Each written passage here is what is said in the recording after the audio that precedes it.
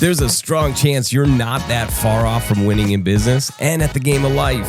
It just takes one idea, but you gotta have unwavering belief and burning desire. If you can couple that with a lockdown strategy that's fueled by heart, hustle, and muscle, you got a shot at winning.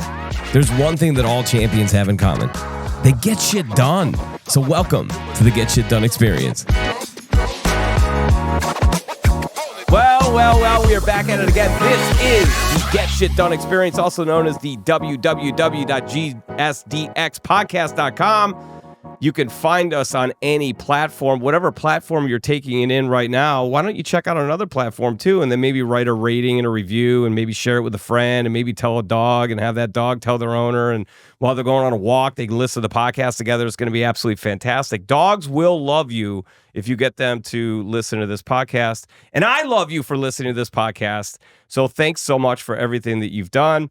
And we're going to get right to it here. I've got some fantastic guests that are joining us. Flew in from South Carolina. Right. I know that they've got other things on the calendar other than the Get Shit Done experience, but we are honored that they are here to do this as well.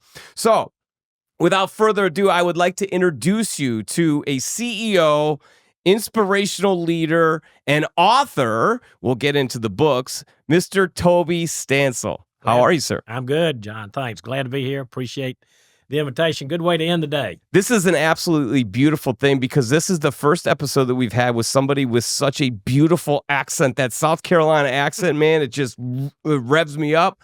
I love it. I'm looking forward to all the wisdom that you have to share. And we've got also Mr. John Krebsbach. Great to see you today. We met at the Level Up social networking events, the C-Suite. And we went around the table and everyone got to share their knowledge. And I think I took the most notes on what John had to say. So there was a lot of stuff that you were bringing to the table. Just to give a little background here, they are partnering up on a company called NextTrek, which is NXTREK, if you want to play along and check out their website.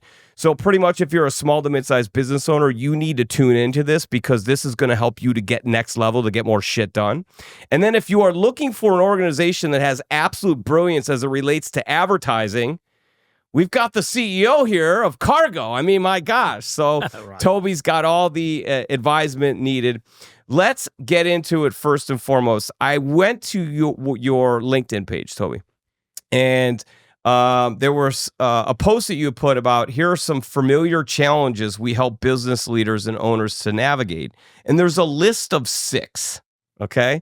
I could read them off if you need me to prepare you, but I have some sort of a feeling that you know exactly what those 6 are and you can just rip on them. Well, why don't you read the 6, because now the list is grown. Okay. And let's see what the original list was. That's not shocking either. Evolved. There's always savings, but it's about way more than savings alone. Total Technology Solutions Group redefines managed print services. Excellence is the minimum standard.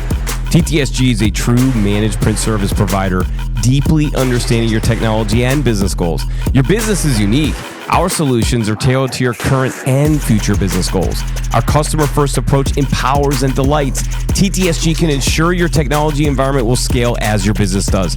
So as you navigate business and constant change, partner with TTSG for premium advisement and seamless implementation of your technology goals.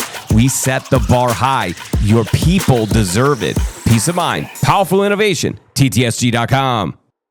So friction and lack of alignment among your leadership team, preparing the next generation for leadership roles, generational differences in perspectives on technology adoption and risk management. Love the word adoption. Struggling with attracting and retaining skilled employees, unclear decision-making criteria and approaches, and inconsistent and unpredictable financial performance. These are things that can get in the way of success in business, yes? Right, and that's a good start. And, you know, everything evolves in business. I always say don't wait for your customers or your competition to point out your weaknesses, your gaps, your flaws, and your failures. If you did it yesterday, you've got to do it today. You likely have to do it tomorrow. How do we make, even before we're doing great, customers love us, our employees love us, stockholders love us. We got to adopt a mentality of continuous improvement. How do we do what we do better? How do we deliver more value? And those 6 were what we started with. Those were the original ideas, I think, for NextTrek. But now we've adopted a model we call 867. how do we reach, and it's not just for small to medium businesses. Now we've kind of stretched that as from businesses, maybe the lower threshold, and these are guidelines, not rules. Rules have hard edges. Yeah. Guidelines, not gospel. Nah, a little fuzzier. Yeah. So, businesses as small as $10 million in annual revenues, as large as $150 million. So that's a fairly large swath. But whether they're facing incredible opportunities or they're facing challenges, there are kind of three things that we look at. How do we make sure that their current ownership and leadership and the emerging leadership, the people likely to take over, reach alignment and harmony around the 8 most important assets of the business, which are mission, strategy, culture, customers, money, people, process, and technology. Then the 6 things, how do they establish what the 6 priorities are? What are the 3 biggest challenges that we need to address that are impeding our operational and financial performance? And what are the 3 most lucrative opportunities upon which we need to capitalize? And then 7 questions, once you've decided what's really important, what the priorities are. Here's the 7 questions you got to answer. What do we start? What do we stop? What do we do more of? What do we do less of? What do we keep the same? What do we keep doing but we refine or adjust it? And what do we avoid at all costs? And then we found if we can get leaders and owners of businesses to get alignment, no pocket vetoes. You can't be nodding your head like this in the meeting and you got a little card in your pocket that says, I'm really not doing that. Yeah. If we can get them to reach those things, guess what? The sky's the limit. And we'll allow them to create what we call an only statement. In other words, we're the only organization that, and the 3 things that have to fill in that line, or it has to be of utmost importance to the target audience, it's unmatched by the competition, and ideally it's unexpected by the customer. If we can formulate that with a company, guess what? 6 months from now, the competition is going to look like a fly in the rearview mirror because they've established something nobody else is doing. You won't worry about competition at that point because you'll be so entrenched in how you are maximizing those differentiators. Correct. And how you are aligning together and unifying as one brand message internally and externally, that at that point everyone's just looking forward. They're not looking to their side. That's right. The flank doesn't matter. And you said something. You said, everybody wants to create differentiated value. Now, most people that are listening to this or watching this are too young to remember this, but Arby's had an ad campaign years ago said, different is good. Different might not be good. Different might suck. Yeah. The truth is, we don't want to just do something different. We want to do something better. Yeah. We help companies figure out what that better is. Then we help them figure out how to execute on it. So, John, what has been your interaction with folks? Like, what's the biggest objection that you likely get? Because when I hear all the things you said, if I'm a $10 million CEO, I'm going, that seems overwhelming. That's a lot. But then that $10 million CEO is probably thinking to themselves, why the hell are we making half the profit we should be?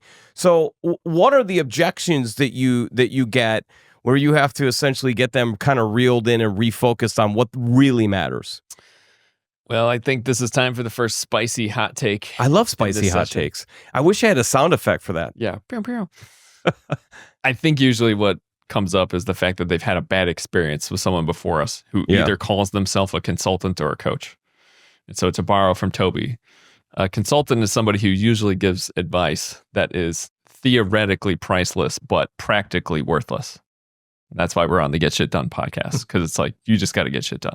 So usually there's some objection of like, why would I need to listen to you? Or the last time I paid somebody, that didn't work. Or how could you guys possibly know? And so that's really, now for my first shameless pitch, because he won't do it. The Winding Road to Excellence by Toby Stansell. Really, the best part is the subtext, which says leadership lessons learned from life's potholes. So you immediately eliminate the objection of, if you're so smart, why don't you do it yourself? Why don't you own your own business, right?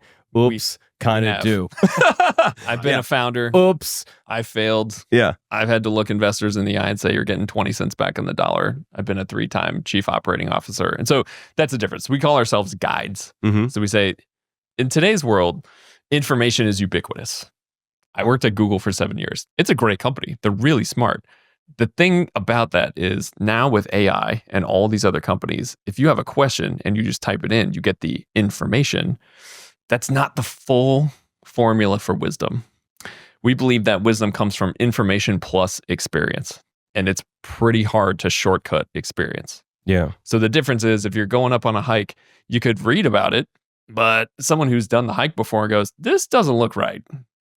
It's a little warmer today than usual, and I hear water under the ice. This is dangerous. We should not cross the ice. that's just lived. It's just a lived experience. Yeah. So it's kind of like the difference between what to do and how to do what you should do. Toby has a saying on that. You could do the right thing at the wrong time or in the wrong way, and it's worse than doing nothing at all. Yeah. Yeah, and we say good leaders major in both fact and feel. We have a little equation that says empirical evidence. That's data. That's fact. Plus experiential insights. That's what we've all been through, what we've lived. Equals prescriptive guidance, equals wisdom. In other words, I'm not going to throw out my gut. I'm going to look at the data. I'm going to look at what it says, and hopefully it corroborates what I'm feeling and what I'm seeing. If those two things are grossly disconnected, they're far apart, then you need to slow down. Don't make a decision. Let's go assess what we're seeing, and let's make sure something has not changed in the environment that makes the experiential side now obsolete or, at least marginalized, and so that we're doing the right thing. The data and the experience ought to corroborate each other to some level, to some degree. And if they don't, slow down and go check out both sources. Make sure you got good data. Make sure that your experience hadn't eroded into a liability. But that's where wisdom comes from. In God we trust, all others bring data. Yeah. Yeah. Have faith in data. So I always like to understand this because I've talked to many people, and I'm sure people have said to you, John, you should write a book. I've had people say to me, I should write a book because God knows I've been through all kinds of ups and downs and ins and outs. And, people say that, and it's always nice. And I know I've talked to a lot of people that have been very successful who say, I'm going to write a book. And then they sure as hell don't, 5 years later, still haven't written a book, haven't even colored in a book, much less written one. So I'm always curious when I speak to an author, what was the point where it clicked and you said, okay, it's time, I'm going to write this book? Well, it never did. I'm going to tell you, this is an interesting story, is that I hate self-promotion. One of the chapters in the book is humility is more important than visibility. It's not about, leadership's not about me.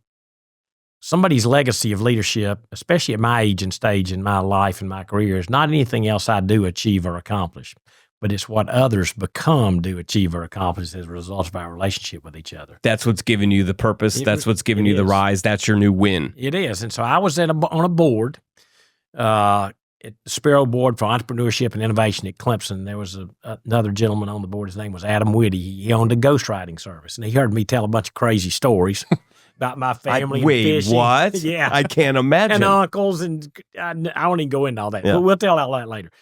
And he said, Toby, you really need to write a book. And I had all these one-liners that I'd been collecting on my phone since 2002 called Monsters for Excellence. And I say this humbly, but they had taken on a life of their own in the upstate of South Carolina, and people called them Tobyisms, which was embarrassing. Well, you kind of are from the ad space where, brand taglines and messaging is kind of important. Okay. It is. But anyway, he said, Toby, you got to write a book. He said, look, we'll write it for you. I'll assign a ghostwriter. I said, Adam, I'm never going to do it. Look, don't have the time. I got enough friends, got too many enemies. I don't need to put something in print that's going to, attract them like flies. Yeah. And I forgot about it. But people kept saying, I led the Minority Business Accelerator in Greenville for a number of years. People kept saying, man, you have got to record all this for the next generation that follows you. And I said, no, listen, y'all are hearing it firsthand. That's enough. But in 2021 at a marketing conference at Clemson University, I ran into Adam after not having seen him for 6 or 7 years. He said, Toby, did you ever write that book I told you to write? I said, Adam, I never did. He said, listen, Forbes bought our company. Would you at least let us interview you? He said, we're in Charleston. Come down. We'll have a good dinner. It'll be fun. I said, all right, I'll come down. No problem. And so they interview you for 5 hours. I took Scott Brand, who's one of majority partners in Cargo, is a long interview. And they called me about an hour and a half later, said, listen, you've got plenty of content for a book. Said emerging leaders need to know this. And said, but rather than publish it under our brand, which is the Advantage brand, we think Forbes may want this. You had to go through an extensive background, Chuck. Said, glad to do it. How'd you pass that? I said, I hadn't killed anybody in 3 weeks. And, and so they said, we'll call you back tomorrow if Forbes is interested. And they called me back and said, yeah, Forbes would like to do it. Obviously, they make money on it. But so anyway, that was it. So they had me interview 4 ghostwriters. I picked one. Turns out he already had an assignment, couldn't do it. So I picked the second choice. He did a great job. Mark Leichlider out of Montana. And he interviewed me every Tuesday and Thursday from 4 o'clock to 5 o'clock p.m. in a Zoom call, in a recorded Zoom call for 6 months. Wow. Now, we probably missed 6 or 8, so he probably did, I don't know how many there were, but, a lot. Over 30. Yeah, 40. I'd say 44, 45. And I just sent him stuff I'd written over the years. The day before, he would send me a list of questions. I answered the questions. The lesson I learned out of all that, nobody can tell your story like you can. Mark did an incredible job. But if you hear my accent, you're going to say, dude, this guy just fell off the back of a turnip truck. And the fact is, I've lived all over the world. I got this from East Tennessee. I was born in Oak Ridge. My dad worked for the Atomic Energy Commission at the plant where the U-235 and U-238 uranium was separated for the atomic bomb. Okay. So I had incredible education, and I got a chance to work all over the world, help lead companies in California and Texas and Europe and Asia. What do your friends call you? Euro trash? Yeah, Euro redneck. Yeah, Euro that's true. But anyway, Euro redneck. That's Well, at least funny. you have friends. Congratulations. Yeah, I didn't know you were going to brag. Yeah. So anyway, I edited the book cover to cover 4 times. The last time was the day after Christmas in 2022, and it was published August 8, 2023. But I've realized I will write another book. The title of that book is going to be, I'm not doing that again. But I'll just take the time to kind of write it myself. And, so people had to draw it out of me. I would never have done this on my own. So we're sitting in the room with a Forbes top seller, went to number 1, right? Yeah. John, what does that feel like to have a chance to interact with somebody who's got this much wisdom while at the same time maintains a level of humility? Oh, I thought you were just going to tee it up at the top and say it's deeply humbling, and I have, imposter syndrome every day. Yeah. And I'm just getting him coffee. I did get him a Dunkin' before we came here. That was nice of you. Among your listeners, we can have the Dunkin' versus Starbucks wars. Well, which one's cheaper? I'll go with that one. It's just coffee. Well, I'm like Tim Ward. I don't drink coffee, so I have no horse in this race. There you go. Yeah. There you go. What's it like? Well, here's what I'd say in terms of stories for your listeners. The key theme in my career, to the extent that I've had any success, has been about relationships. So just like we met over at lunch and here we are, you go back, pretty much every job I've ever had or every formative experience has come from somebody who I respected and kept in touch with. So I started a company back in 2011, I guess it was. Yeah. The details don't matter, but school of hard knocks, did a startup, raised money. You crashed and burned into the ground. Toby was the gray hair who was assigned to me as a mentor. And he was like, so he's blaming me for that. Well, he goes, dude, I don't know what you guys been doing, but you've been playing business. He's like, you ain't making any money. Yeah. I don't know what you're doing. I'm like, that's tough to hear. I think you're right. So we kept in touch, and he sent me a note about this time last year and said, hey, I wrote this book. It'd be great if you came to the book launch. Now, in terms of other things that make people successful in life, we've recently met with a client who has a very successful business down in Dallas. And he talked about he's mentoring people about the importance of having a good partner in life, a spouse in particular, if you get married. So this was about a year ago. You went on your transformative journey. Yeah. So did I. So about a year ago, I was a chief operating officer at a company with a friend from Google. We were growing 150% revenue, right? So I showed this LinkedIn message from Toby to my wife. I go, hey, look at this. Toby invited me to his book launch. She's like, a sign. She goes, yeah, you should go. I go, I can't go. I'm so busy. I'm chief operating officer of this company. She's like, what's the point of being the part owner of a company if you can't do what you want to do? Yeah. Okay. Book that. Go to the book launch. I hear him give this impassioned speech to about 300 people about everything he just said. His legacy will be who comes after him. That we need to have more people who are leaders for the next generation. And so that goes back to back in college, I'd worked for a man named Clay Mattill. He was the owner of Iams, the dog food company. Oh, wow. He sold that to Procter & Gamble for just about $2 billion. That's it. Yeah. Did great. But I learned from him in my internship in college. He has a nonprofit. It's called Aileron, AILERON.org. They're amazing. They're all about private business. So all these connections, this long arc, right? From Clay Mattill to meeting Toby to then hearing him give a speech. So I came up to him after the speech at his book launch. I said, look, man, super impressive. Like that is some purpose-driven work that I could really get behind about the importance of private business in America. It is the economic engine of our country. It creates more jobs and more GDP than public companies. And so if that's what you're going to work on, I'd love to be a part of that. And so that's the story of your question was, what does it feel like to be around him? It's like, well, it feels like a privilege because to be able to learn from someone who you respect, who has more experience from you is great. But it's also, I think, what I would say to folks is whatever seems out of reach is not. Right. I love that. Right? You gotta approach people who you respect to say, I respect what you do. How can I contribute? Not just asking to take, but asking to contribute. Yeah.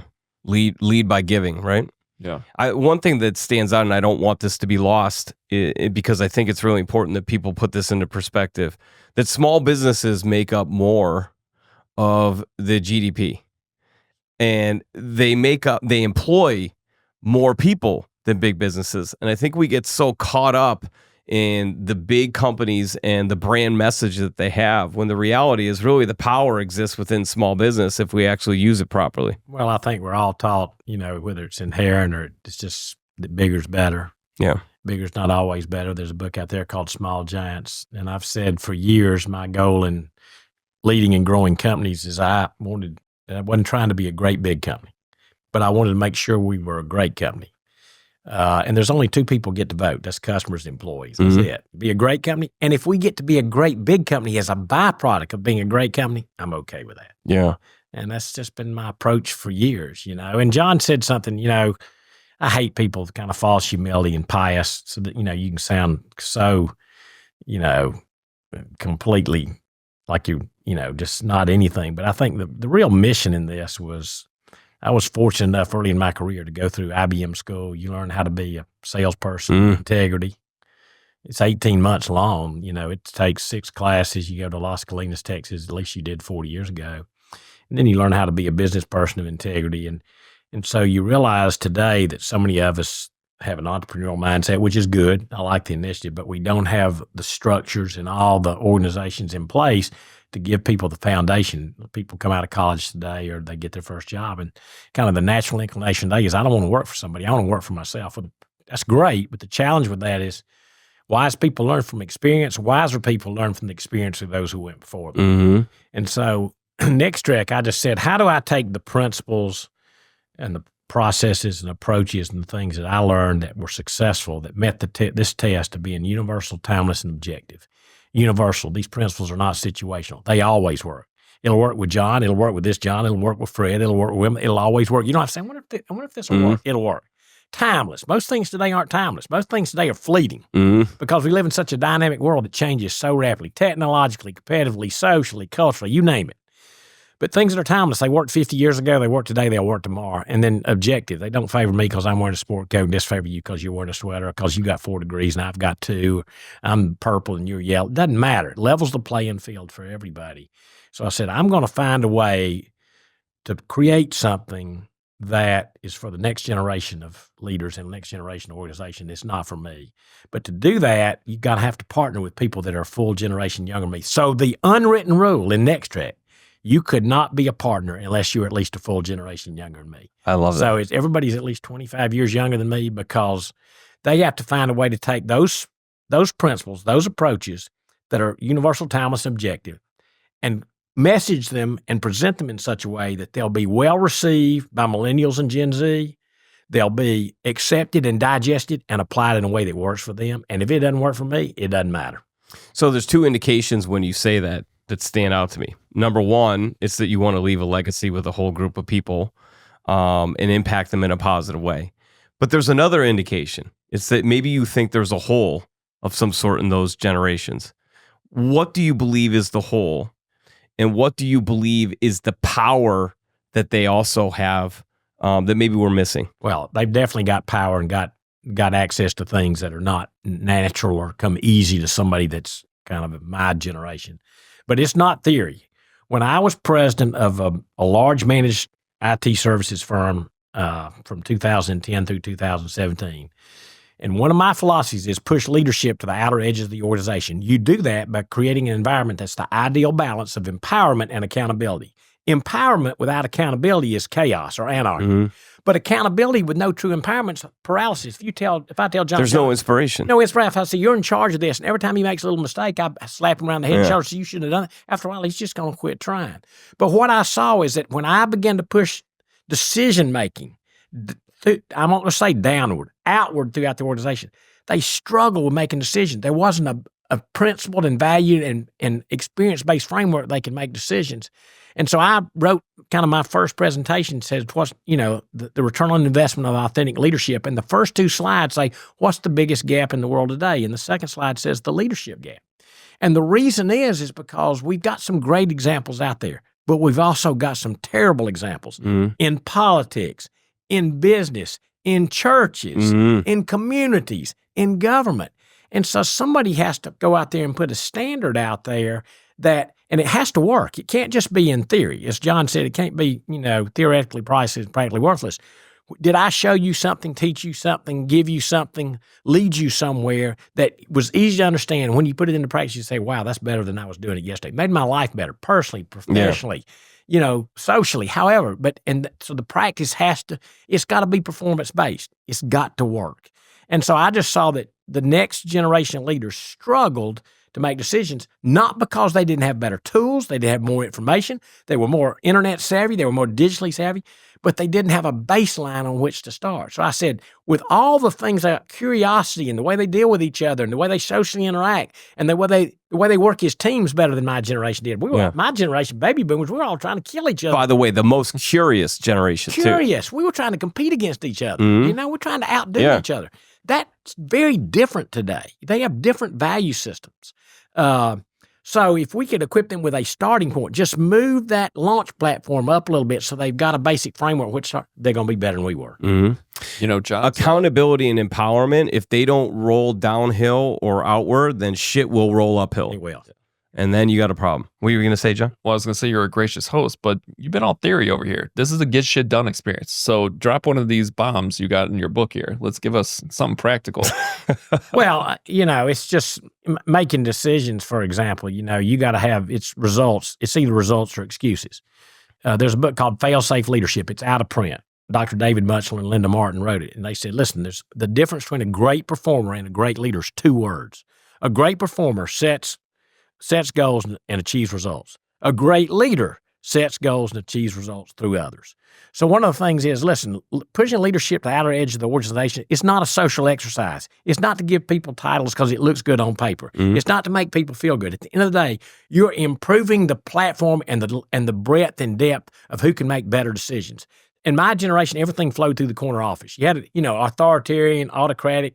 So how do we push those things outward so we increase the reach of our business, the impact of our business? We reach a broader audience because you got different skills than they have leadership. You want the C-suite almost to make less decisions. They only make the really big ones that are extremely profit focused. And so when we get to the point, people don't understand this. When you get to the point that your subordinates are right more times than you are, absolutely, that's a great endorsement of you as a leader. Well, most of the time they have better information than you. Yeah, they do. And so when they say, listen, Tobe, why don't you go home today? Why don't you go play golf? Why don't you go fishing? Because God, I want people to say that to me. And they can something run to strive for. And they can run it better than I can. And the way I describe that is in the last chapter of the book. I said, look, if I can't create a team and develop people to the point that I can work myself into a position of irrelevance and obscurity and fade into the background gracefully, I'm not a great leader. That, especially at my age and stage of life, that's what you do. So you talk about this world needs more authentic leaders. Be one. That's a quote. That's a quote. Okay. Describe authentic leader. Glad you asked that. See, I'm good at this too, right? You're good, man. You're a good straight man. And John knows. See, what's crazy is I tried to be a comedian. I should have been a straight man the whole time. And yeah, John knows. He's hung around me forever, and he's got his own philosophy. But authentic leadership precedes authentic living. It's that simple. Now, that doesn't mean you don't like to go out and have a good time and maybe you're a little more rigid at work or whatever, but there can't be a huge disconnect between those things. My first rule in business, I only have 6 rules for running business. First one is we're not going to do anything illegal or more unethical, and we're not going to get close to anything that smells that way. So even if somebody offers us $1 billion opportunity, if it just doesn't smell right, the answer, pretend you're Nancy Reagan, just say no. Let's make that decision today. We never have to make it again. But here's the second one. Sometimes HR professionals hate this because it's overreaching. But I say I expect our team members to behave in a way both at work and away from work that reinforces and reflects our company values and culture. Here's why. It makes people trust you as a human being. Lets people know you as a human being. When they see consistency and predictability in you, hey, I like to go out and have a beer, whatever, just like everybody else. But there's a limit if there's a huge incongruency between who you are in the outside of work and who you are. People, they don't know who you are. And sooner or later, people figure out who you are. I think that also means that you're instilling the right human qualities into the corporation. It's not necessarily the corporate values into the human. It's more really strong human values into the corporation, and you want that to bleed internally and externally. Listen, you cannot. Everybody believes you can compartmentalize the stage.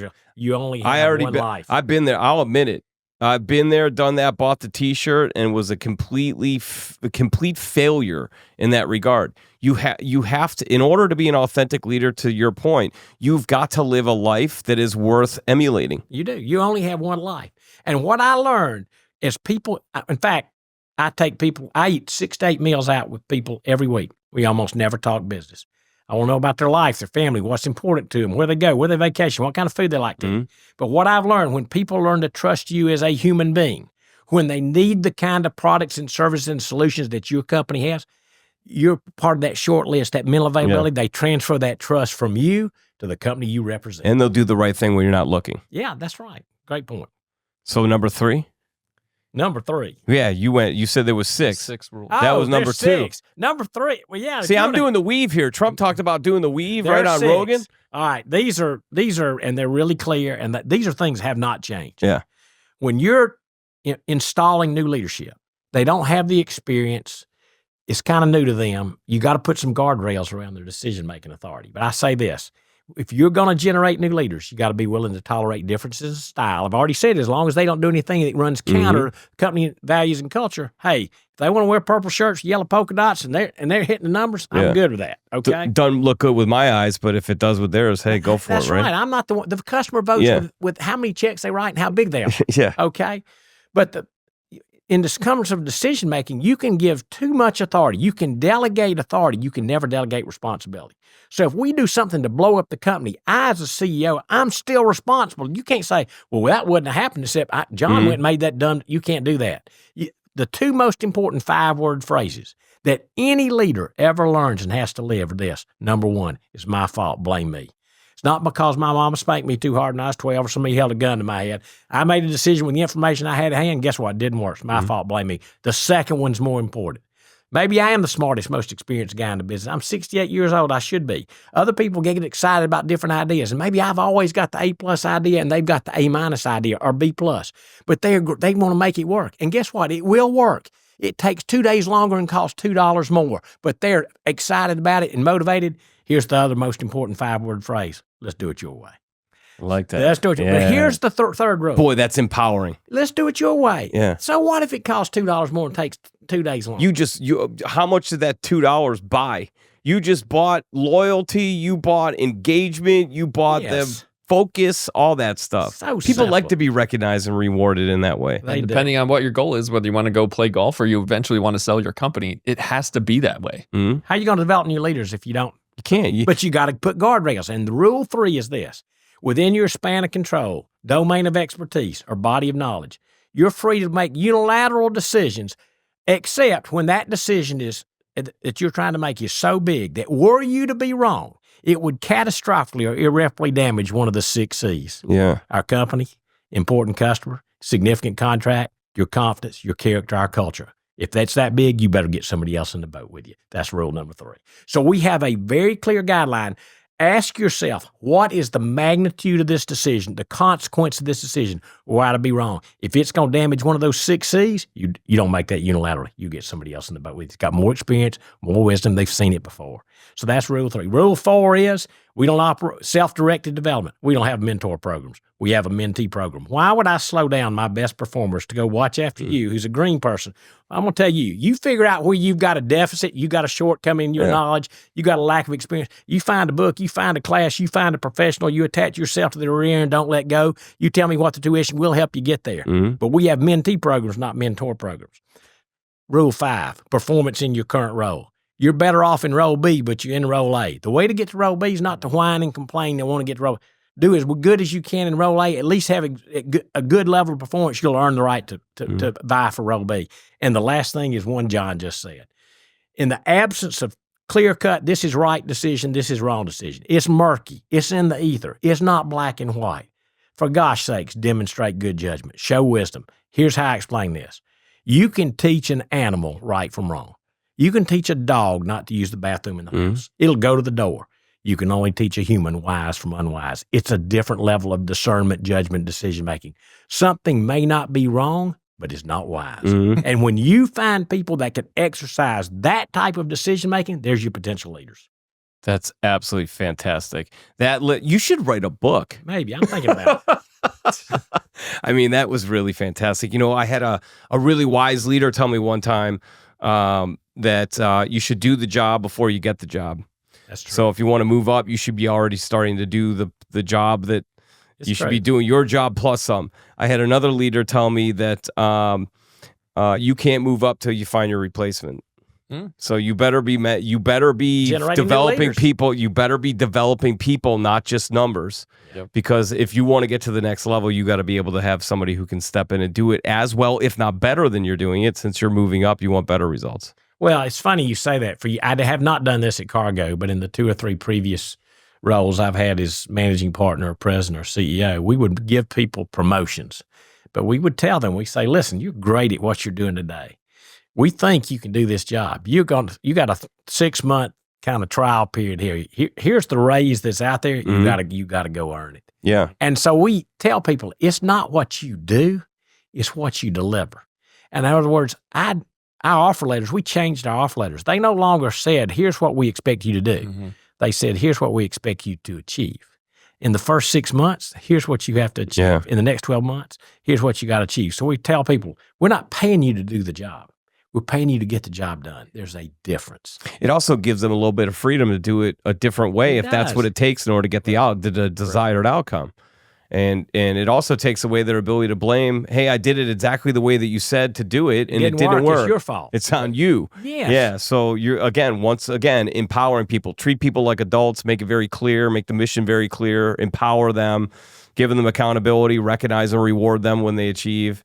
These things they should be, John, they should be so easy and simple. Why is it so complex? Why is common sense not common? I wish I knew the answer, but all I could go back to is the examples that I had the fortune to learn from. So the first CEO I worked for, he had come up from the school of Accenture. And so I was working for him. It was in 2009. The economy was terrible. And so I was trying to scale myself. This company was very small. I was their controller. I was the only person running everything internal. And so I thought, hey, if I come up with a bunch of really clear policies, everything will be great. He pulls me aside. He goes, listen, we manage by exception here. We don't manage by policies. Exception. I was like, what? His point was this. He was a leader who was spending all the time to hire very qualified, very capable people and to say, I trust you to do the right thing. His point was, once in a while, people will need some redirection.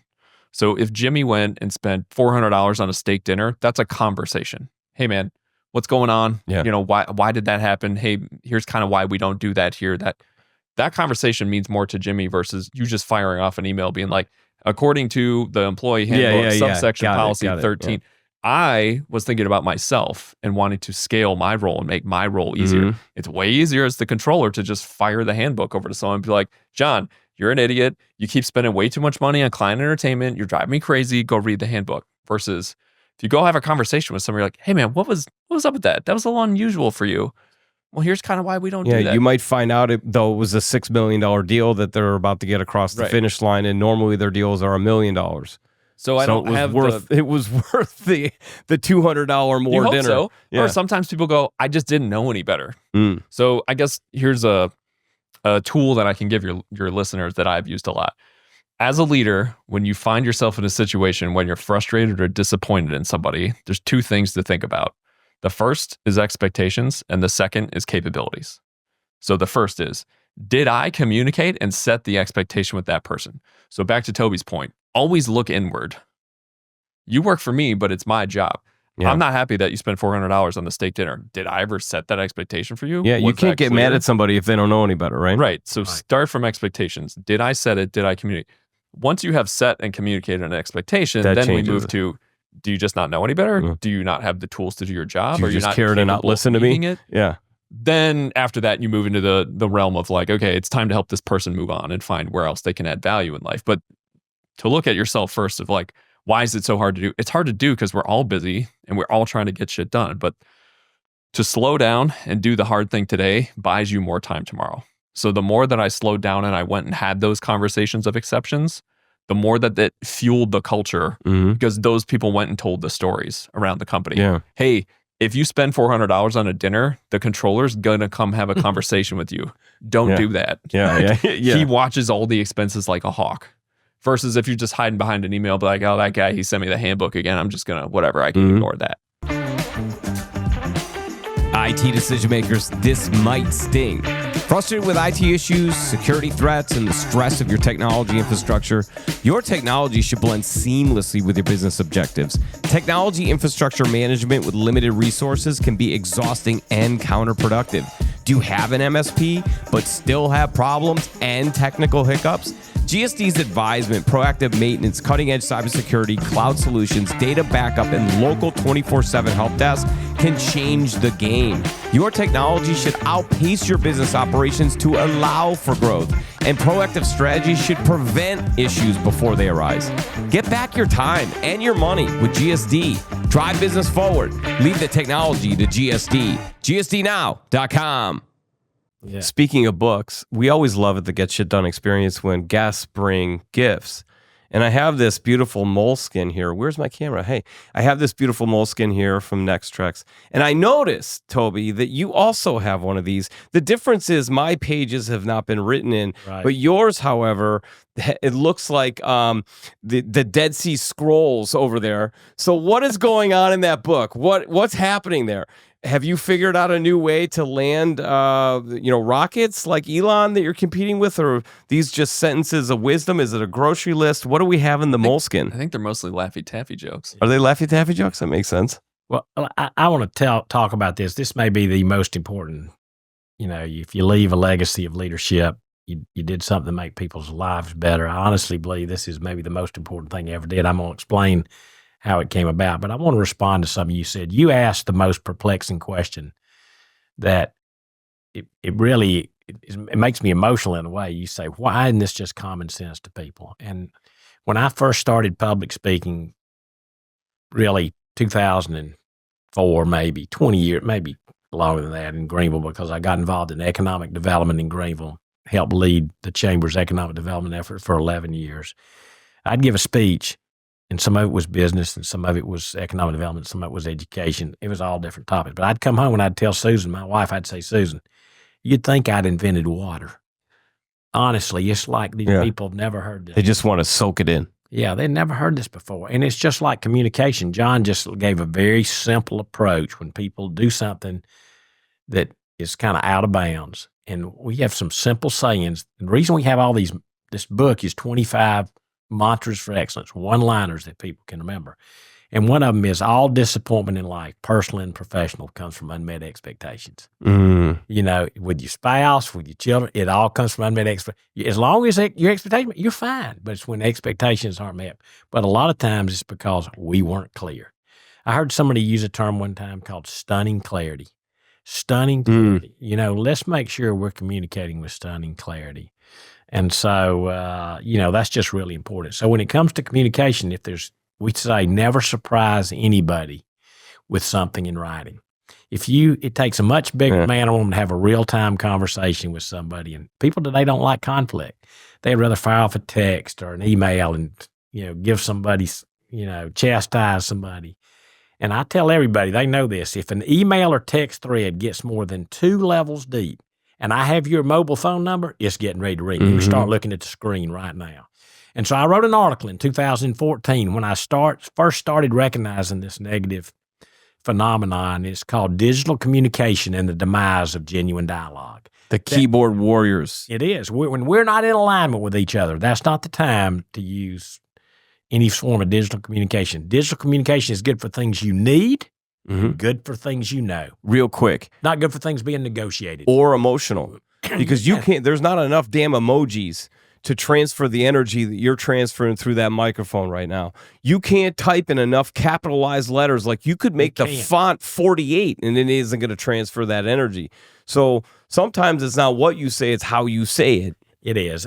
And yes, and your delivery is almost, if not as important as content. Digital communication is terrible for conveying accurately tenor and tone. And empathy and things like that. You know, real conversations, like we interrupt each other. Mm-hmm. They've got interruptions and pauses and uncomfortable things. Oh, I wish I hadn't said that. And I say digital communication is not a dialogue. It's a serial monologue. Mm-hmm. You said this. I see the little punch back. Yeah. Then I say this, and you say, listen, this is muscle and heart and sinew and tissue. And it weaves together. You can't do that over a computer. I do have to say, for the skeptical listeners out there, in our company, we do use Slack, instant messaging, email. So we have the full spectrum. But there is a type of communication. We in management, we always say, like, you would mention, nothing should be a surprise. Correct. You're going to fire somebody, it should not surprise them. That's correct. There should have been conversations leading up to that, where when you go to them, they're like, yeah, I had a shot, gave it everything I had, just didn't work out. At the same time, you're going to promote somebody, it sure as hell shouldn't be a surprise either. That's right. They should know months ahead of time that if they hit X, it's going to happen in this time frame. If they hit X, Y, Z, it'll happen in this time frame, and it's going to be this way, and so on. And that's how you get somebody to actually accelerate their advancement. So there should be no surprises. Those are conversations that should be had. And you saying that confirms kind of the basis for this book. The authentic leadership principles, they're universal. You and I have never met until today. Yeah. I couldn't have said that any better. Real leaders kind of find this pot of repeatable, transferable commonality that they work in. They say, that's exactly what I believe. And it's just, over time, those things crystallize into those foundational kind of elements. But I want to answer your question. This book, when I first got my first smartphone in 2002, it was a Palm Treo 300. I knew you could put tasks in it, and I put my to-do list in it. But I found out, dadgummit, every time I wanted to put something, I had to get it, and I had to turn the screen Make sure it was charged up, turn it By on. That time, you forgot what you were going to say. Oh, my gosh, I had forgotten, everything. Back then, they didn't sync. Yeah. So if the phone died, it was just all gone. Yeah, it all there was vaporized. no cloud. This is a pre-cloud era. Yeah, so it just vaporized. I'd lose it, or I did. It was just too slow, and I'm pretty quick. And so while I went to Europe, moved to Europe in 1995, and back in Europe, the old IBM 129 key punch machines had these 80-column manila cards that you punched holes in. That was how you created a program in a computer when I was in college in the 70s. Well, everybody over there still had them, and all the cool executives kept their to-do pull list. them out. Man, that was and they could write it down. It had a little camfered corner on it. Wait a minute, so you're telling me this was just a play to be cool? It was cool, but it worked, man. If you had your to-do list on a manila-colored cardstock, man, that was cool. Well, after a while, they're gone. The world, they got all consumed in the world. I came back to the United States, and I couldn't find them anymore. So I just went and bought a stack of 3x5 note cards, stuck it in my pocket, started taking a list. My daughter, who's a real professional in her own right, she said, Pop, you look like a homeless person. Carry around all this stack of sticky notes all just walking around. Yeah, cards in your pocket and writing across the line. She said, and she went to Target and she bought me these little moleskin notebooks. And I'm going to tell you what happened. Using this, I came up with a system that, and I tell everybody, you don't have to adopt my system, but this system works, and you have a system for everything. And this is my system. We don't talk about, we're going to put a little card in these notebooks we give away. And the card is going to say this. It's not time management. It's priority management. We all have 24 hours in a day. Yeah. It's not about time management. It's one thing you can control. It's about what's important right now, move fast, get it done. That's how I want it to. So I developed a system in this book. There are 22 lines on each page of this book. All of us have to-do lists that are way too long. We never get to. Yeah. So I put a line here after line 11. You can see it right there on every page. And there's a date. Don't go beyond it. I never have more than 11 to-dos. That goes back to your expectations thing. It does. Is that we all try to cram 10 pounds of potatoes in a 5-pound sack. It doesn't work. They run out the top. So I bisect the page, and I plan ahead. I'll write on Fridays. No business things go on Friday. Go to wash my boat. Gonna, buy some roses for my wife. And I leave 3 or 4 lines there for things that don't get done on the other day so they can overflow into Fridays. But Fridays are all personal things. But I'll plan ahead, and you can look. I got various dates. Some days are full. Some days aren't quite so full. But I wake up every morning and ask myself this one question.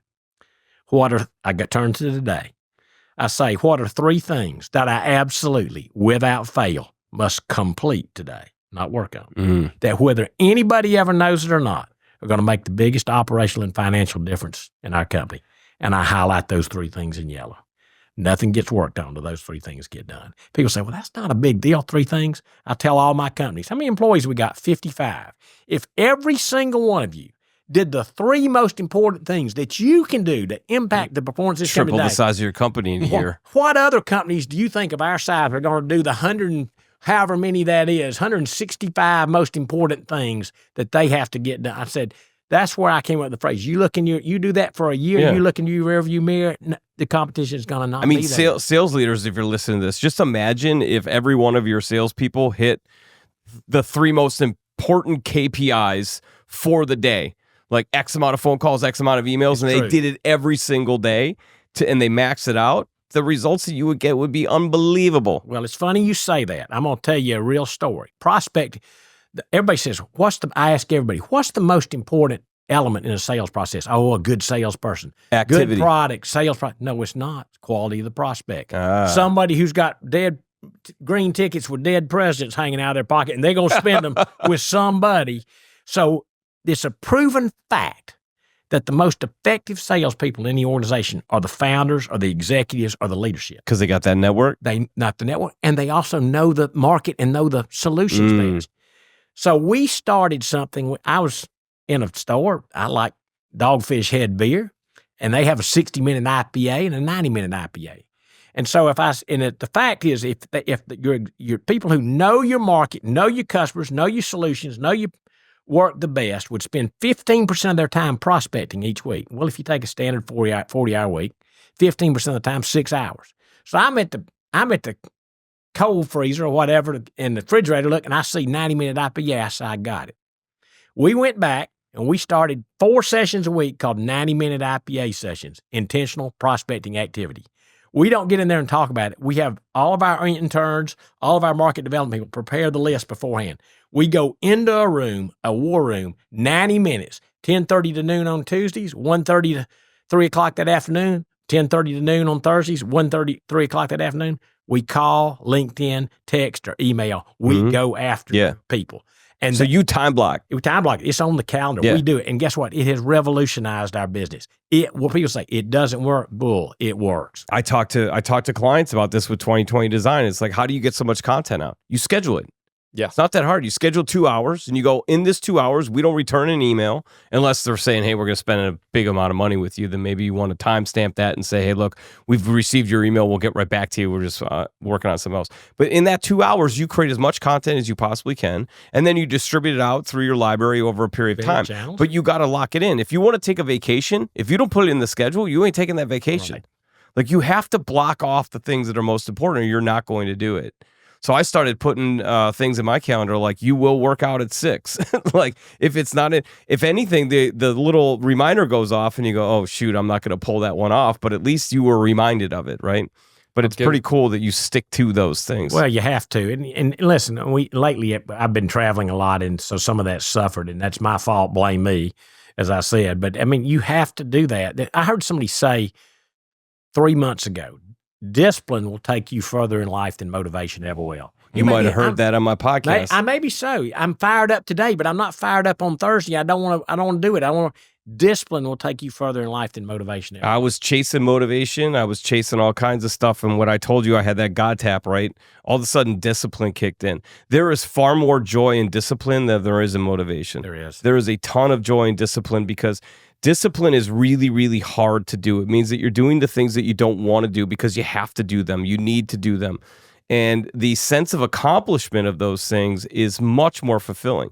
Things you're motivated to do, that's a lot easier. You're motivated, right? Yeah. Toby said something the other week. I don't know if you came up with it or you heard it, but he said, do you know why the saying goes, good things come to those who wait? The great things already went to the people who did it. Now, somebody told me that. I gave him credit for it too. Yeah. That's good. I'll give your listeners 3 real quick tips. So Toby talked about priority management. John, you're talking about time management. Mm-hmm. So the intersection of those two is you got to determine what's important and then you have to schedule it. Okay.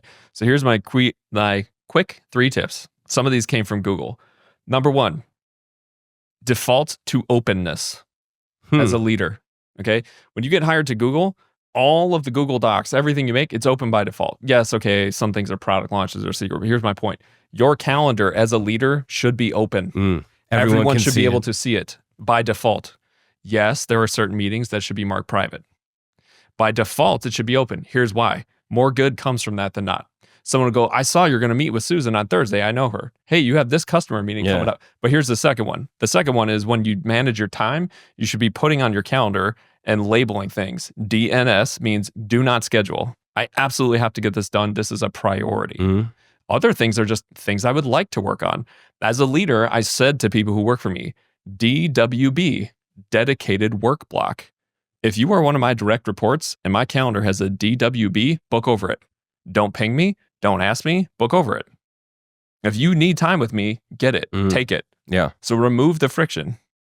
The third one is if you don't want to carry around a notebook and that doesn't fit your style, that's fine. But the same way that you can adopt priority management is go look up a woman who used to work at Google. Her name is Laura Mae, M-A-E, Martin. Especially for those of you out there using Gmail at work or Google Workspace. Her point is this: an inbox is just a collection of shit. It's just people dumping shit on you. That is not where you should spend your day. Gmail actually has an ability to create multiple inboxes. Okay, so think of your main inbox as just unfiltered crap. Yeah. That is not your to-do list. That's other people taking away your time and your focus. She tells you how to make 3 inboxes on the right side. Top one on the top right is do. The middle one is read. The bottom one is follow up. You schedule during the day, depending on how fast your business moves, time to filter. If you have an assistant, let them filter. And then you schedule time to do, to read, and to follow up. That's so fire. You do not check your email all the time. If you have notifications turned on, you are doing an amazing disservice to your mind. That is amazing because I can't imagine how people who own and operate businesses or several businesses, with the amount of junk email and just emails in general that I get, I can't imagine, Toby, how many emails, and John, how many emails you guys must get in a day. The amount of people that want to buy something from you, sell something to you.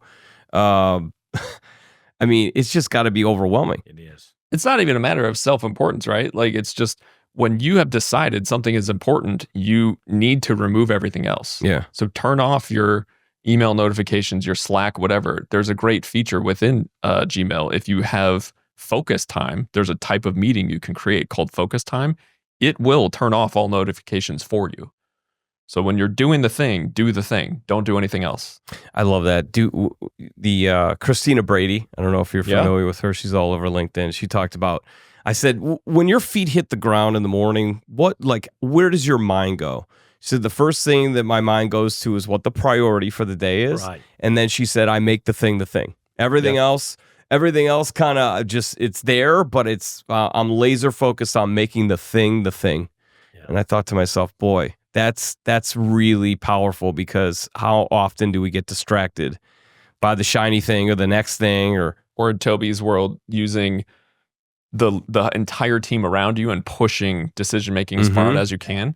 So the framework that I would give to people was, here's the way that you can filter requests. If it is directly related to a customer, it's important. Yeah. We may not agree with it. We may not agree to do it. We can talk about it, but that is important. Yeah. If it is customer related, hey, we found out that these 5 orders are really hard to do. We're going to come up with a new fulfillment process that's related to customer. Great. Everything else that is not directly related to customers, that shit is last.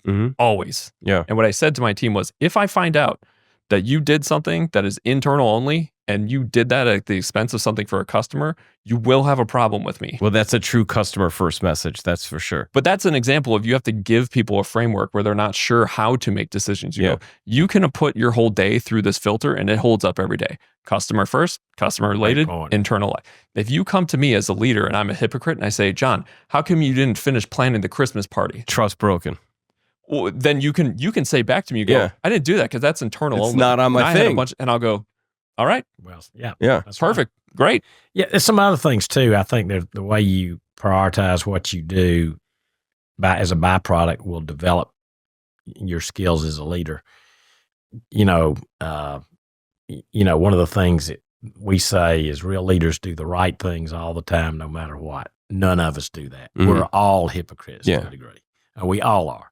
But for whatever reason, I don't know why God made it this way, but the right things are usually the hard things. Mm-hmm. And yes, so we have two little rules. Because this is just a test. Yeah, and so we have two little rules. Number one, do the tough things at the top of the day. And so we formed a phrase. It's a chapter in the book, and here's what the title of the chapter is. Sometimes the things you want to do the least are the things you ought to do the most. Mm-hmm. The things that you are dreading, those are the things that's got to be done. I know I'm supposed to fire this person. I know I'm supposed to have this tough conversation. You do those things first. You talk about something that'll develop you as a leader. When you learn to do the tough things, the hard things, the right things first, you're going to naturally develop as a leader. You don't have to have extra motivation. You don't have to have external motivation. Mm-hmm. You're going to become a leader because you're doing the things that separate leaders from everybody else. Which is procrastination. Yeah. Put it off. Yeah, it's crass. One of the things somebody told me, it's in the book, and I've phrased this differently. It says, the best time to fire somebody? First time you think about it. It's the problem is not knowledge. The problem is execution. And then I think John Maxwell said, I'm giving him credit for this. If that's wrong, somebody can correct me. But he said, if you wouldn't hire him tomorrow, you need to fire him today. And at the end of the day, we know the right things to do. We just won't do it. Because it's hard. And if it's hard, it's probably the right thing to do. And I know that's hard to swallow in the stomach, but it's just reality. We've seen a lot of business owners who struggle with that because they internalize it and make it personal. It's emotional. I hired this person. It's a failure on me. Or the biggest impact that I had on that topic was, again, from Clay Mathill, who said at IMS, they cared about having the right person in the right job. And he said, we were slow to hire and quick to fire, but we were gracious in how we fired. Yep. He said, every person has value. Every person has something that they can contribute. If there's something they can't contribute here, that's just not a good fit. But we should find somewhere else for them to go. Place them, help them network. Maybe there's another role within the company, perhaps. Exactly. As long as they're still meeting the culture and the demands. Maybe the role's just over their head, but maybe there's as you said, if you're doing it right, where you're talking about expectations and then you talk about capabilities and they're not meeting it, not all the time, but 90% of the time, when you have that conversation with that person, they're relieved. Yeah, thank you. They know they're not doing a good job. They don't want to keep coming to work and not doing well. Yeah, it's not fun for them. So doing the hard things is what sets you apart. It does. It's also what comes down to leadership, is because if you're doing the easy things, the quick, the transactional things, then you're not looking in the mirror asking yourself, can I delegate? Because usually the hard things are the things that only you can do. So if you're setting your priorities, you're like, I'm the president. I'm the one who has to do this. And I'm going to do it. Yeah. Right. Then it's a lot easier to delegate the other things. Well, and then you can also ask yourself, do I have to be the person to do this? And if not, then look for ways to delegate. And usually your team finds motivation in that. John trusted me to do this. He came to me. He gave this to me. And so, we just should all be looking for ways to either do less, do the more important things, or delegate. Yeah. That's how you get shit done. Look at that. Look at that. Mic drop. Boom. Somebody told me one time, ideally, you should be doing the things that only you can do. And I think all this speaks to, you said it earlier, there's a human component to business. And I tell everybody, this is funny. Forbes told me, we want you to write a 150-page book. It's 248 pages long because I talk too dang much. All right. So I tell people, look, book's long. You may not want to read the book. Use it as a doorstop or something. 248 is not bad. If you've read Atomic Habits, then you can certainly read your book. Yeah, and it's 25 chapters. You can read it bite-sized chunks. But I tell everybody, if you really want to know the motivation behind the book, our philosophies, what we think about people, what we think about organizations, go to Amazon. Don't order the book. Click on, it says author, G.T. Toby Stansell.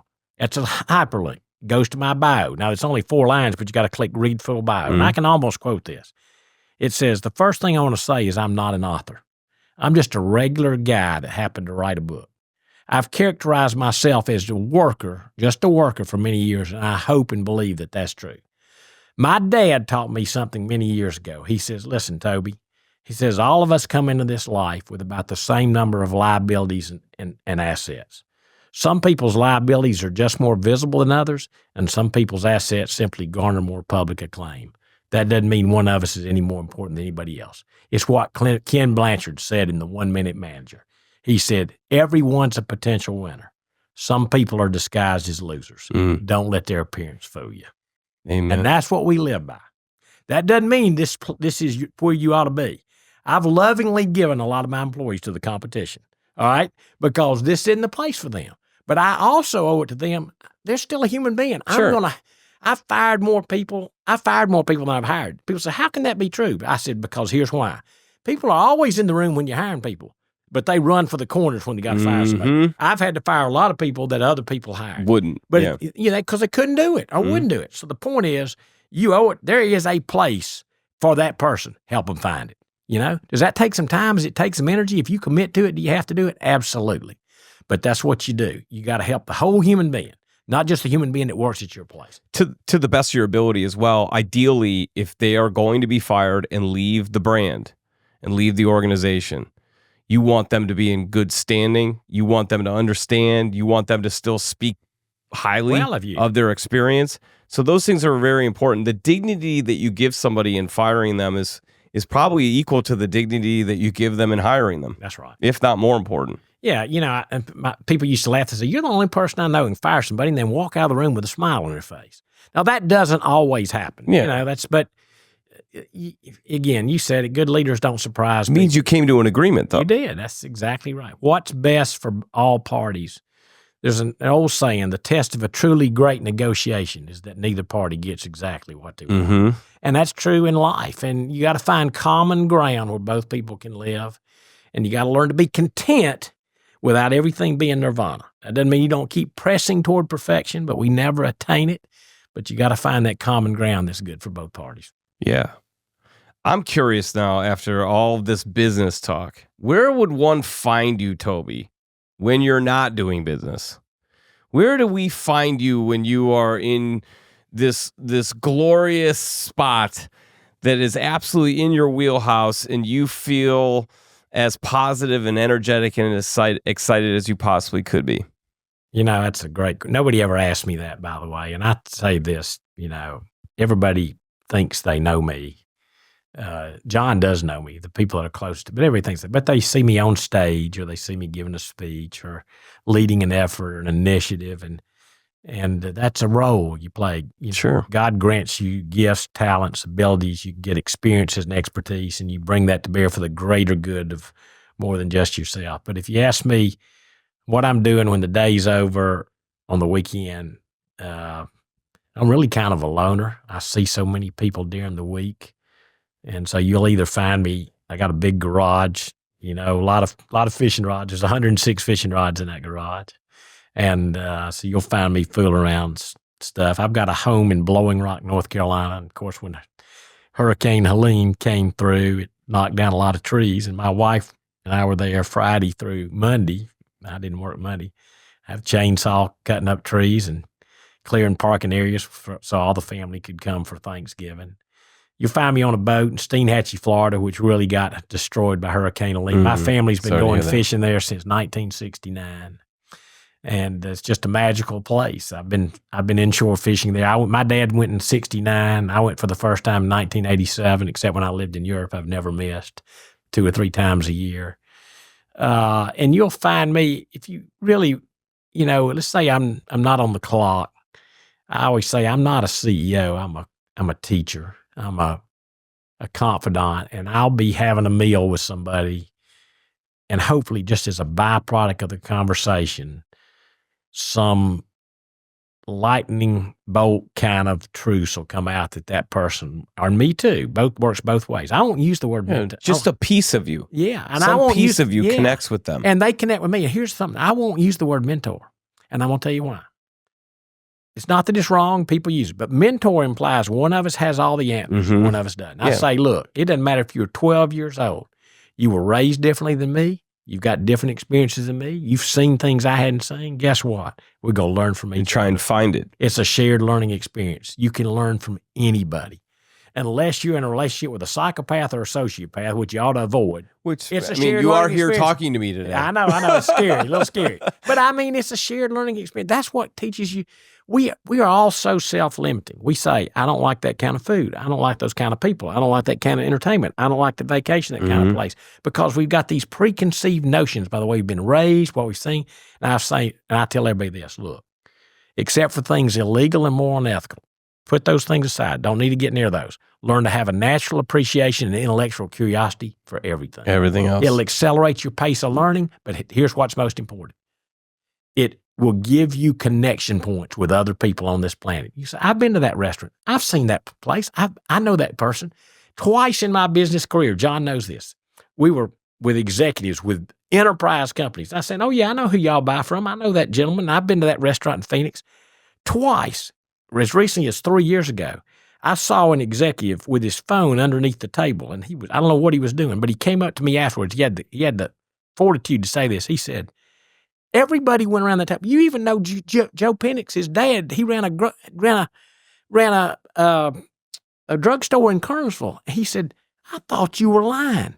He said, I texted our sales executive at Cinex to see if you really knew him. He said, he's known you for 25 years. He said, you've really done all that. I said, yeah, I have. Why would I say anything otherwise? Yeah, but it's twice in my career I've had people think I was lying. Yeah. But it comes about from just saying yes. Don't ever say no because you're afraid. Say yes. Go try it. It's not going to kill you. Learn to relish the state of ignorance. The state of ignorance is just a state of not knowing. Guess what? What a great learning experience. Great spot to be. Go figure it out, man. I love it. We have something in common in that I think that we are both, based on what you said, introverted extroverts. I have no problem doing this whatsoever. I have no problem standing up in front of 300 people. I have no problem standing on stage and singing or telling jokes or telling a story or whatever it might be. But when you take me out to some sort of big gala, like I went to a big gala for my wife's work, I was so damn uncomfortable there.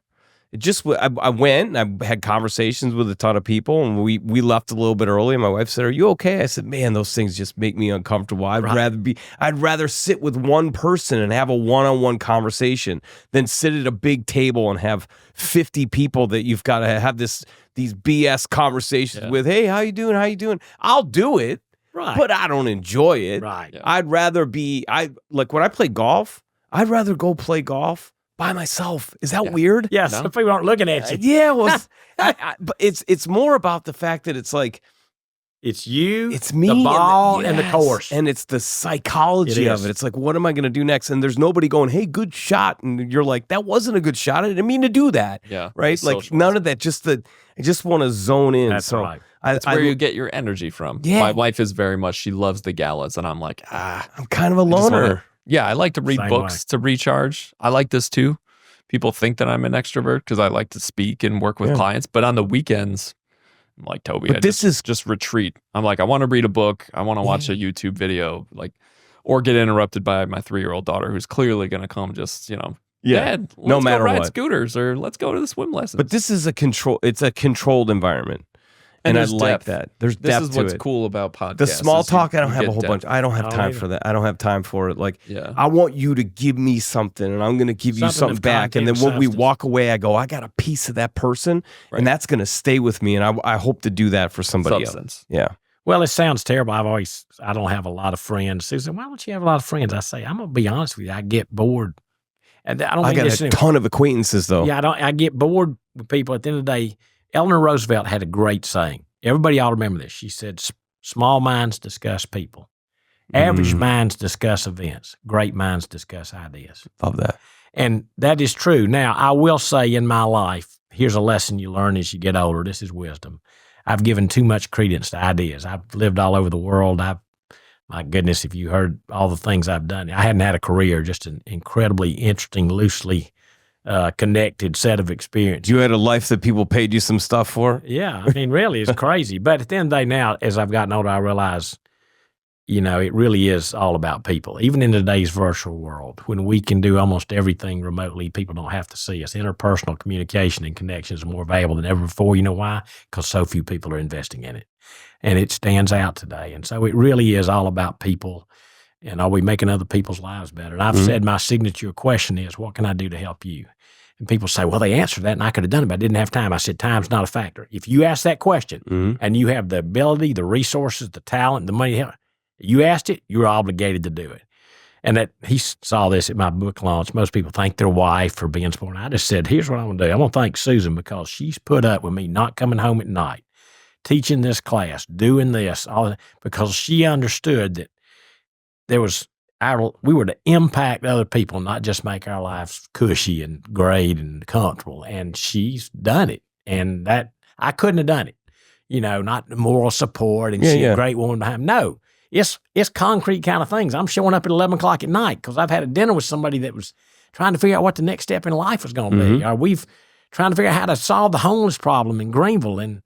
And so you just got to do something that's got some eternal value to it. That's what you got to invest in. Yeah. And that kind of goes back to the thought of, it's all about people, but I love the idea of talking about ideas. Ideas get things done. They do. And I think that's probably where you're coming from. You spend so much time on the ideas, and if you could bring people along into those ideas, that's what kind of makes your heart melt, right?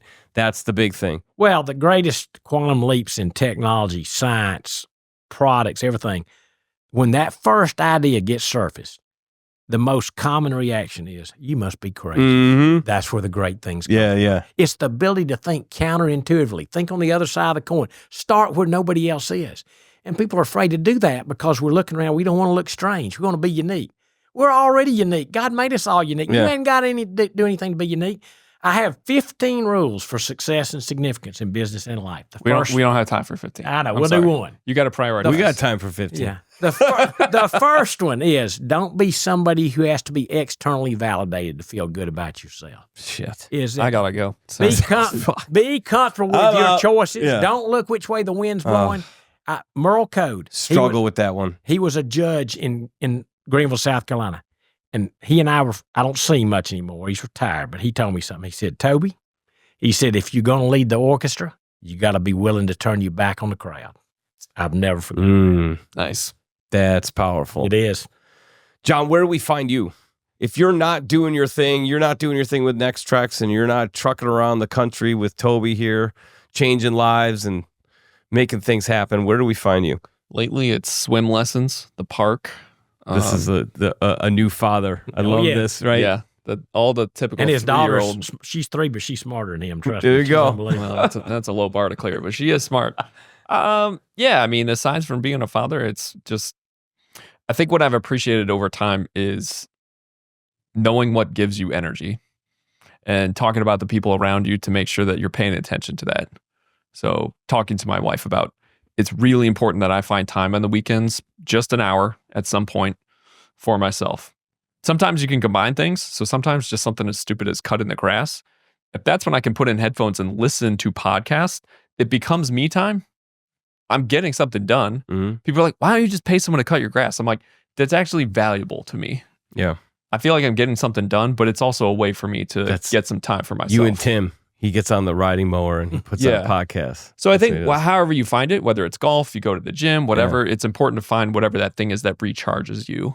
It might be spending time with friends. I do have friends. I like when they come over, but I also have gotten to the point where I can be honest with some of them. They're like, hey man, want to go out and let's watch the game, grab some beer? I'm like, I don't have that energy. Not really. Not really. Like, are you good? Do you need someone to talk to? Yeah. But if you're good, then I got to opt out because I just don't have the energy to do that for you tonight. So. Well, at least it's being honest.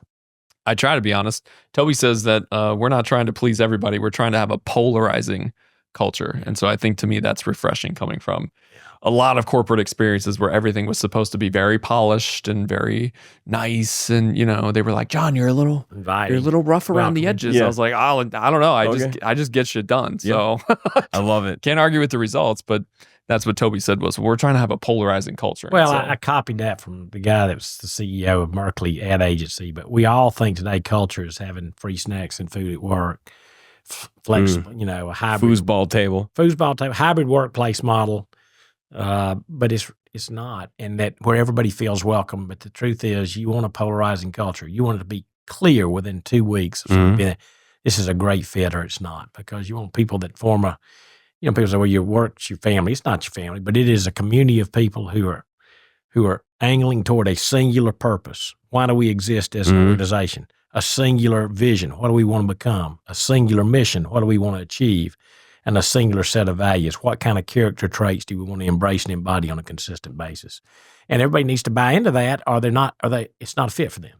I was taught early on, and thank God I was, that the definition of management was to get a group of people to work harmoniously together to achieve a common and consistent goal.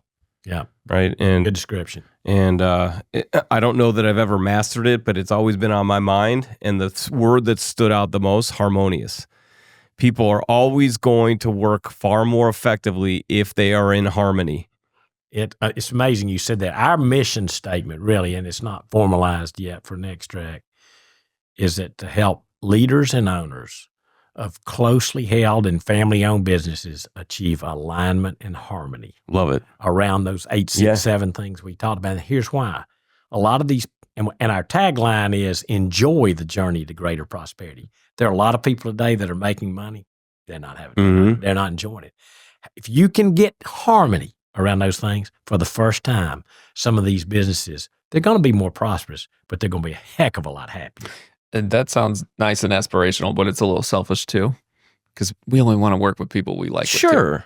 I've been there before where I've done the on the road 4 days a week, and the client's like, "You're going to do it because I paid you." And now I'm like, "Look, man, that ain't going to work. I don't want to work with you. Like, good luck."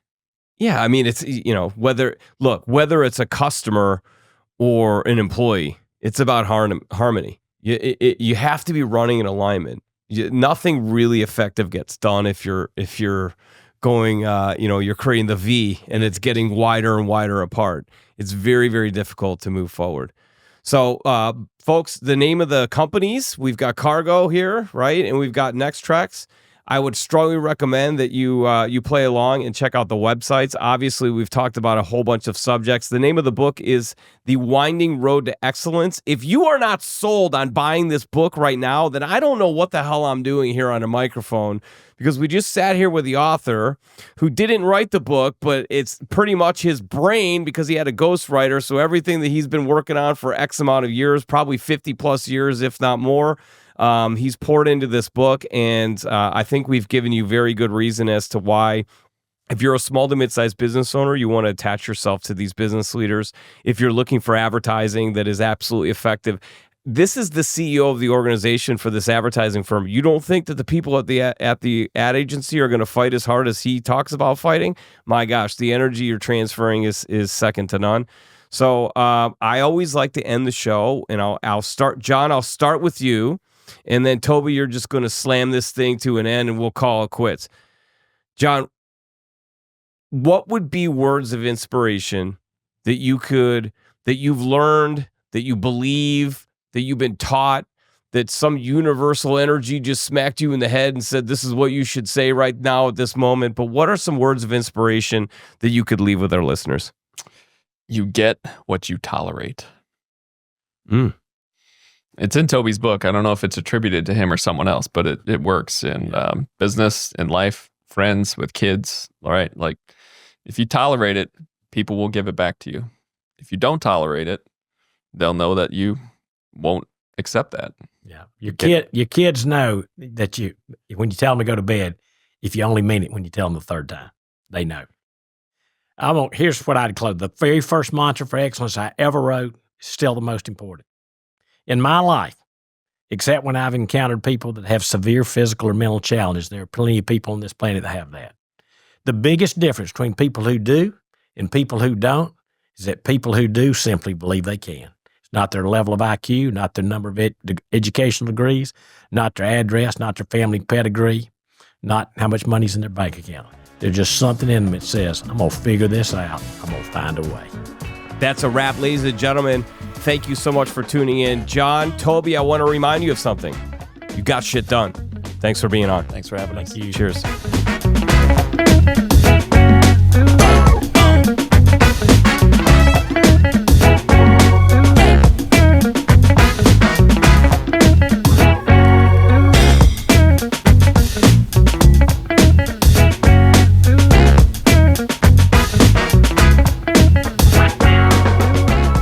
business handle 15% growth? If yes, you have to engage with 2020 Design. They fuse data and creativity to stop the scroll, break through the noise, and grab the attention of your future customers. 2020 Design will create competitive, click-worthy campaigns, design and build custom websites, spark your social media presence, and structure email campaigns that get right to your audience, the decision maker. Let's boost attention and awareness, which allows you to convert more sales. Check them out at 2020design.com. That's the number 20, TWENTY, design.com.